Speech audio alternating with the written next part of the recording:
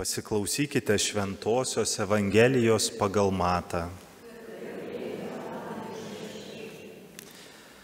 Moteris greitai paliko kapą, apimtos išgąsčio ir didelio džiaugsmo, ir bėgo pranešti mokiniams.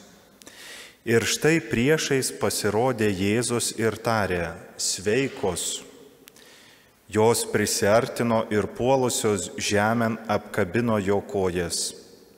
Jėzus joms pasakė: nebijokite, eikite ir pasakykite mano broliams, kad keliautų į Galilėją, ten jie mane pamatys. Joms beeinant keli sargybiniai atbėgo į miestą ir pranešė aukštiesiems kunigams, kas buvo įvykę. Tie susitiko su seniūnais, pasitarę davė kareiviams daug pinigų ir primokė: pasakykite, kad jums bemiegant jo mokiniai atėję naktį jį išvogė.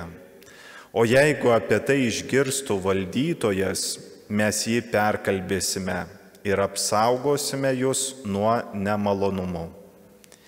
Šie paėmė pinigus, taip ir padarė, kai buvo mokyti.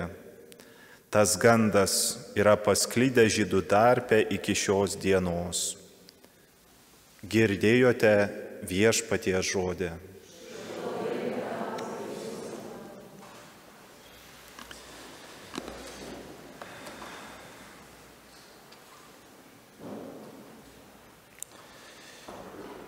Šios dienos Evangelijos ištraukoje pagal Matą girdime, kad moteris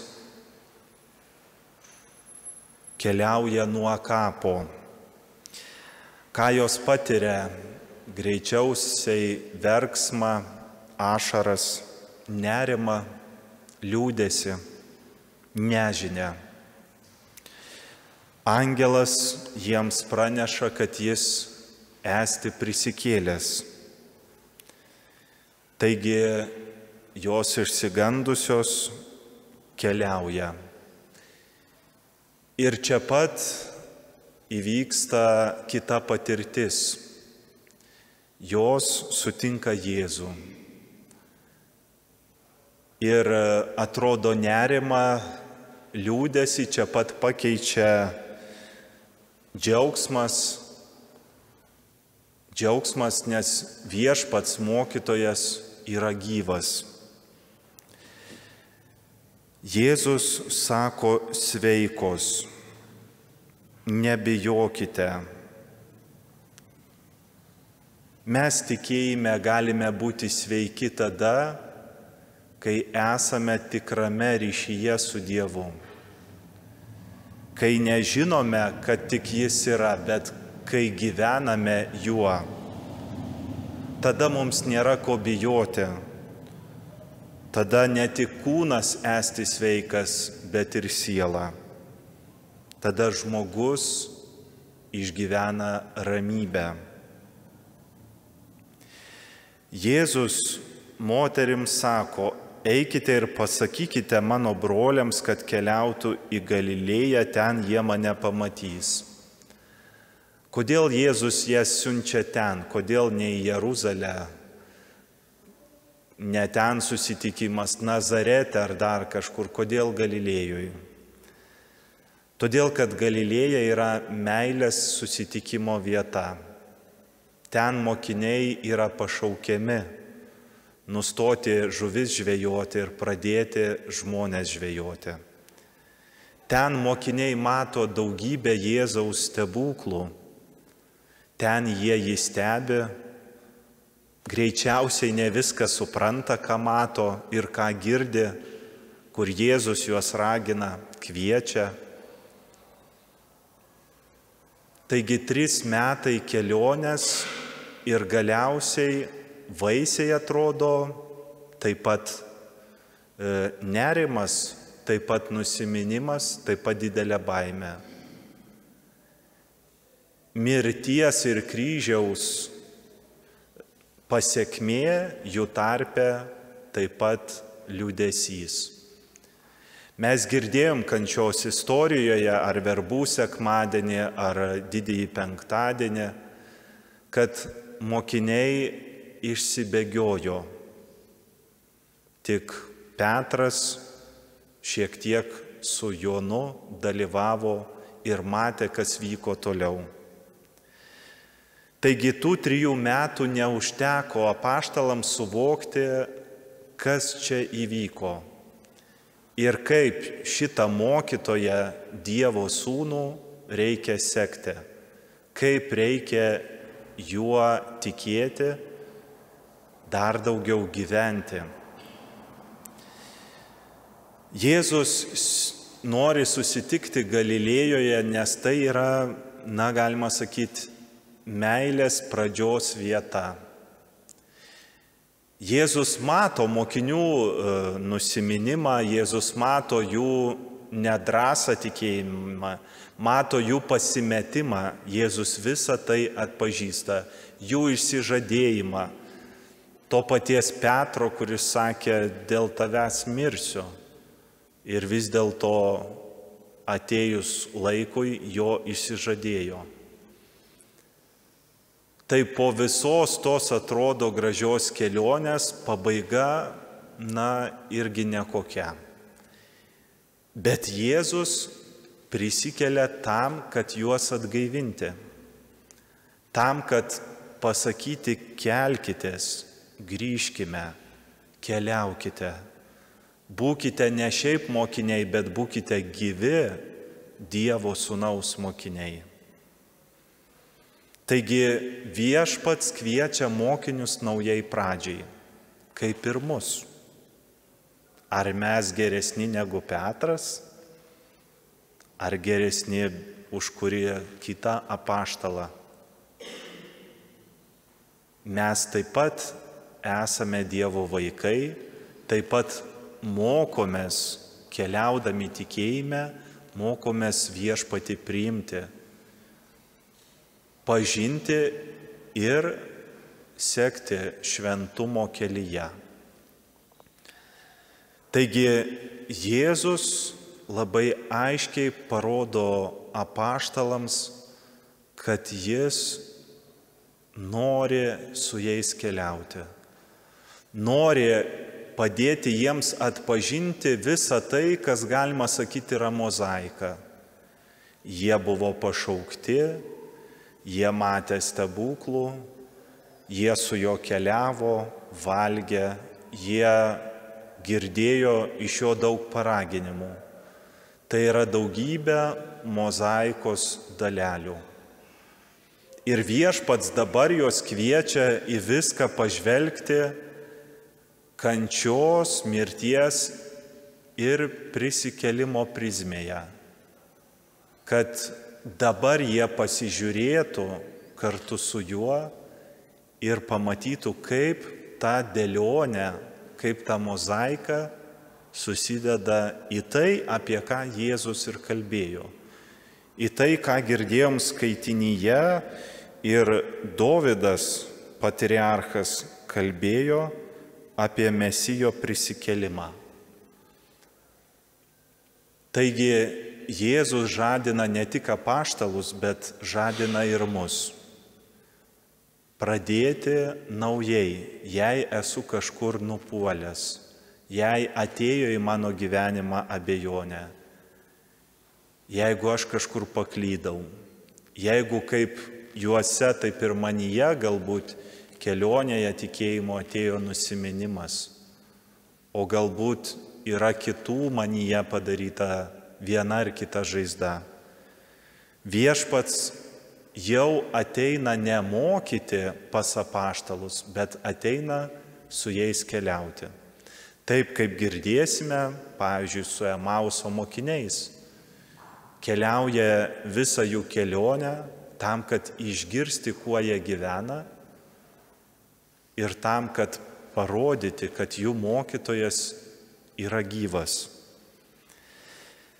Taigi mes pagalvokime, kas mano gyvenime esti galbūt baimė, išgąstis, kas kokiose situacijose aš nebesuprantu kaip šios moteris arba apaštalai, kurie vieni bėgo pasižiūrėti prie kapo, kiti kažką išgirdo, dėka moterų, dėka kitų, neaišku, ar tai gandai, ar tai yra tiesa, ar jiems pasivaideno, ar kaip čia yra, nes visi žino, kad viešpats numirė ant kryžiaus ir kad jis yra palaidotas. Taigi viešpats nori prikelti ir mus iš mūsų kapų, kaip ir apaštalus, iš nusiminimo kapo, liūdesio, verksmo kapo. Jis net šiaip savo prisikelia, bet jis prisikelia tam, kad ir mes būtume prikelti. Jėzus sako, aš visą darau naują. Apaštalai patiria vėl naują patirtį ir įgauna drąsos ir džiaugsmo būti jo mokiniais ir skelbti gerąją naujieną. Ir mes žinome iš Evangelijų, apaštalų darbų, kitų laiškų, kad apaštalai tikrai tą darė. Jie kūrė bendruomenės, ėjo, keliavo ir skelbė gerąją naujieną. Lygiai taip pat viešpats prisikelia tam, kad ir mus prikelti ir mes būtume gyvi. Pasinešiokim šį vakarą klausimą, iš ko mane viešpate tu nori prikelti, kur aš esu apmiręs, tam, kad būčiau gyvas Dievo vaikas, tam, kad ir per šį įrankį, indą, šį Dievo gailestingumo paveikslą ir mano širdis atsigautų, ir mano širdis būtų pripildyta, ir mano širdis būtų gyva, kaip ir tų moterų, kurios ėjo tiesiog atlikti garbingos pareigos, čia pat staigiai palaidotą kūną pagerbti šventais aliejais.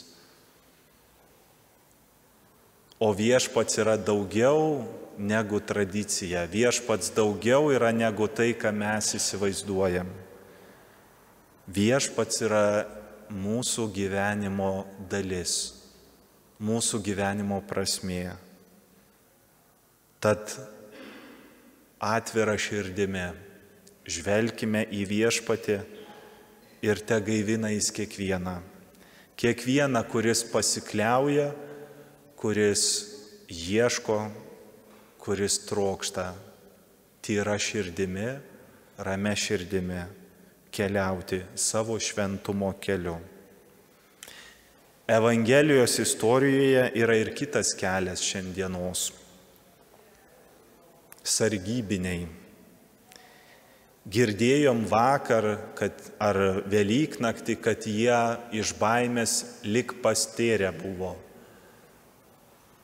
Juos baimė įvaro tiek, kad jie renkasi melą, renkasi turtą, renkasi mirtį dvasinę, bet ne gyvenimą. Viešpats prisikėlė ir dėl jų, bet jie nenorėjo priimti šios malonės. Jie pasirinko eiti toliau blogio keliu, toliau eiti melo tėvo keliu, toliau būti ne Dievo vaikais, bet piktojo vaikais. Taigi viešpats mus atpirko ant kryžiaus, bet ar tai mumise veikia, priklauso nuo mūsų troškimo, nuo mūsų pastangų, nuo mūsų keliavimo, taip kaip tą daro tikėjime moteris, Petras, kuris su Jonu lenktyniauja link kapo, taip kaip kiekvienas iš tų apaštalų nori ir atpažįsta Dievą. Ar Galilėjoje per susitikimą, ar Emauso mokiniai, ar dar vieno iš kitų vietų. Taigi mes būkime tie, kurie renkamės būti džiaugsmo nešėjais, ramybės nešėjais, tiesos nešėjais. Taip mus paliečia kančia, mus paliečia nuodėmė, mus paliečia mirtis. Bet Viešpats yra aukščiau už visas šitas patirtis. Viešpats mus išgelbėjo amžinam gyvenimui. Te Viešpats, kuris dovanoja savo gailestingąją meilę, gaivina mus taip, kad mes išlovintume savo gyvenimu džiugia širdimi.